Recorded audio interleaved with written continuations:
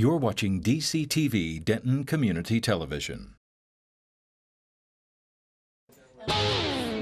Another tuition increase may have North Texas students digging deeper into their pockets, and a UNT campus is seeking growth in Dallas.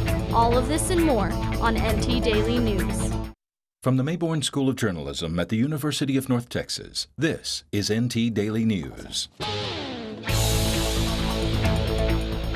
Hello and welcome to this edition of NT Daily News. I'm Nadia Glendo. And I'm Ashley Barshaw. It's just another sign of the tough economic times we live in. Students going to the University of North Texas may be soon paying higher tuition. Brianna Crow will be the second person in her family to graduate from UNT with a bachelor's degree. She says money would be the only reason she could not fulfill her dream. My mom, her whole thing on it is like, I want you to get your education regardless, so we'll figure out some way, somehow, how to get it done, and I feel like that would really be the only struggle I have. Crow has grants, scholarships, and loans. She says she's worried that tuition prices may go up. So I'm just really worried about that, so if tuition goes up, that's like even more debt I would have to worry about. Her worries may soon become a reality. Last year, tuition went up 2.9%. Now regions are considering another increase. That's because enrollment is not meeting projections. UNT President Lane Rawlings has to make up the money somehow, and there are few options to a tuition increase. We can fire people and reduce the quality and limit the number of students. I don't think that's the direction we want to go. President Rawlings says regions are considering another increase of 2.5% to 4.5%. He says students can access financial aid to offset tuition increases. So if tuition goes up, they will get more grants and more loans, and that covers an enormous percentage of our total students. Still, Crow feels raising tuition sends a bad message to students who are struggling to get an education. But I just feel like they're starting to forget a lot about the students who come here to get out of a certain lifestyle. You're basically pushing us back into it when you just throw education out the window. So, Students aren't the only ones with money problems at UNT. Some faculty members and staff members who get paid by direct deposit may find themselves short come income tax time. That's because Wells Fargo banks sent out UNT employee direct deposit paychecks on December 30th, but they were supposed to have gone out on January 2nd. By law, employees are required to report their income for the year it is received. This means some employees will have an additional pay period for 2011 and may be bumped up into a higher bracket. It's just really unsettling, and I believe that there are several employees for whom this also creates a true economic disadvantage. We have had 2 meetings with Wells Fargo. They have accepted responsibility for the error and have acknowledged that it was an error by their employee. We are just now discussing what it would take for them to repair the damage to our employees and to us. When people refer to UNT, most folks think of Denton, but there's another campus 30 miles to the south, and it's growing. NT Daily's Leslie Aguilar has the story. UNT Dallas has grown significantly since it was founded 10 years ago. The South Dallas campus sits on 62 acres, complete with a bookstore and library. And plans for the next decade are huge. And we are here to provide an economic engine for the growth and development of the southern sector of Dallas. Right now, a little over 2,000 students go to class in just these 2 buildings, but that number is growing each semester. The campus currently offers 25 degrees, all extensions from the main UNT campus. But when the Dallas campus receives accreditation within the next year, it plans to break away from the Denton programs and provide for students in Dallas. Whatever we need, this new university over time will be able to do. Chancellor Jackson says the main goal of UNT Dallas is not only to educate the 72% of adults in Dallas who do not have degrees, but everyone in the area. If you live anywhere in 15 miles of this campus, including south all the way to Austin, Texas, there's not another four-year public university along I-35.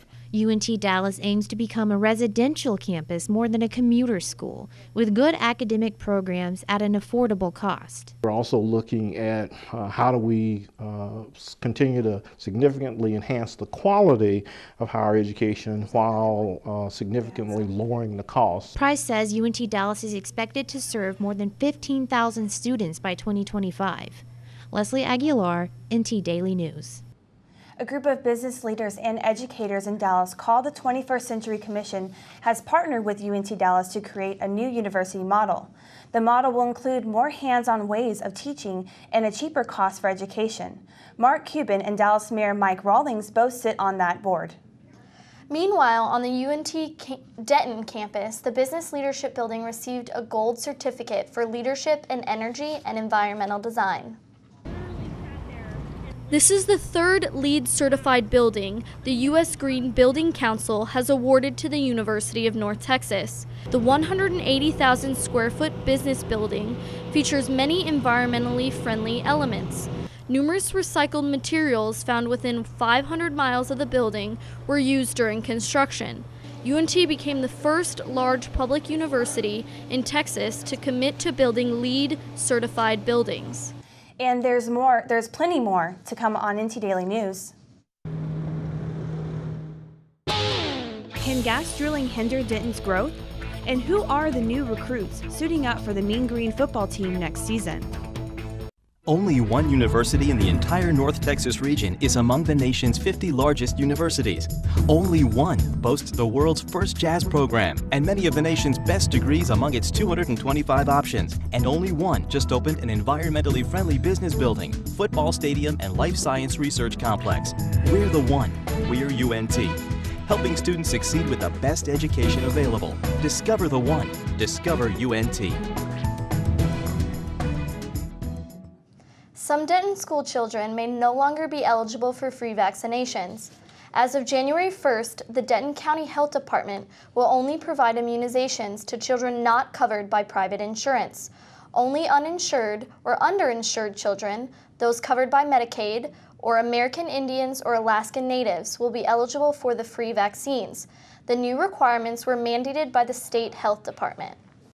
Denton residents are banding together in the fight over gas well drilling in Denton. The controversy has led many to question industry-connected members of the current official drilling task force and whether city officials will listen to residents' concerns.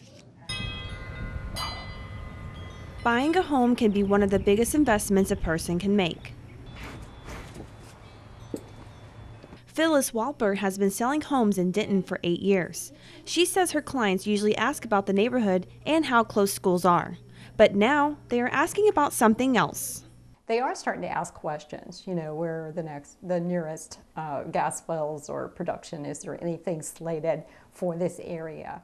Walper is worried that gas well drilling in Denton will hurt the home buying industry. She joined the Denton Stakeholder Drilling Advisory Group. The group fosters a conversation on public concerns with gas well ordinances. There's a pull between economic growth, job creation, mineral rights on one hand, all very important, but also concerns about environmental and health and public health on the other. Having a gas well near a residential area is not only a health and environmental concern for residents. Walper says it drives down property value. I do have a number of clients with acreages that have gas wells next to their properties, and it's had some very negative effects on them attempting to sell the property. Both Walper and Burgle agree there needs to be a balance between the concerns of residents and the fast-growing gas industry in Denton. And UNT will be hosting a panel discussion on campus February 8th at 6 p.m. in Willis Library. Panelists will discuss several topics related to drilling, including the not in my backyard attitude and the location of gas wells in North Texas. So the Super Bowl is over, so no more football, Mosh? Yeah, I really hate to say it because you know how much I love football, but season is over, but the UNT is getting started on next season. Mean Green football made some good progress last week on National Signing Day. The team signed 24 new recruits for the next season, mostly from the state of Texas. Coach McCarney announced news at the Signing Day press conference last week. Mean Green football got better today.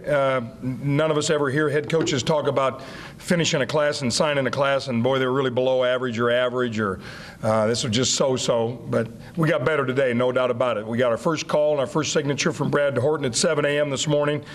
Got the last call from Connor Trussell about 10:15 this morning. So there was no shocks, no surprises. That's a good thing. We've really known for the last 48 hours who was going to sign today, and it was a matter of just officially and formally getting it done.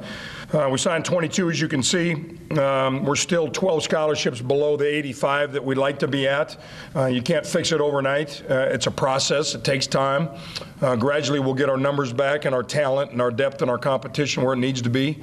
But we took another big step towards doing that. So I like this class a lot. I really do. And I think we addressed our needs as much as we possibly could within the numbers that were available, speed, size. We've made major progress since a year ago right now with the team that I have. We are bigger, we are stronger, we're a little bit faster, but those are areas that you just constantly evaluate and recruit to and need to keep improving. You know, if we have a real definite need, we lost every starter in the secondary. Clinton Bowen, who did a tremendous job for me my first year here, has since gone back home to Kansas. Felt like DQ was a guy that could impact us and help us. I felt that the coaches believed in me. I met the players, the students, academic advisors. I feel it's good for I get a good education here. I become a better player, a better person, and I just liked it all around. Meanwhile, we're in the middle of basketball season right now. The Mean Green had a big game last week against Middle Tennessee. A lot of attention was on freshman forward Tony Mitchell. Over a dozen NBA scouts were in the stands trying to get a glimpse of the Dallas native. In other sports news, a member of the UNT track and field team broke some school records. Sophomore Charles Lewis set a new school record in a weight throw with a toss of 55 feet in Lubbock, Texas. But at Fouts Field, one team is getting the opportunity to see that the grass is greener on the other side. The men's lacrosse team played on Fouts Field for the first time, but opened up the season with a loss. UNT lacrosse lost to Texas Christian University 11-7. And in high school, Denton Ryan is now moving up to Division 5A. The football team ended last season with a 12-1 record. And that's all. I'm certainly going to miss football, but hey, we got some basketball to look at least. Yeah, I hear they're doing really good. UNT basketball, right? Yes, UNT basketball has a lot of hype to live up to. Yeah. Great. I love basketball. So. Great. And that's all for this edition of NT Daily News. Thanks for joining us. This has been NT Daily News from the Mayborn School of Journalism at the University of North Texas.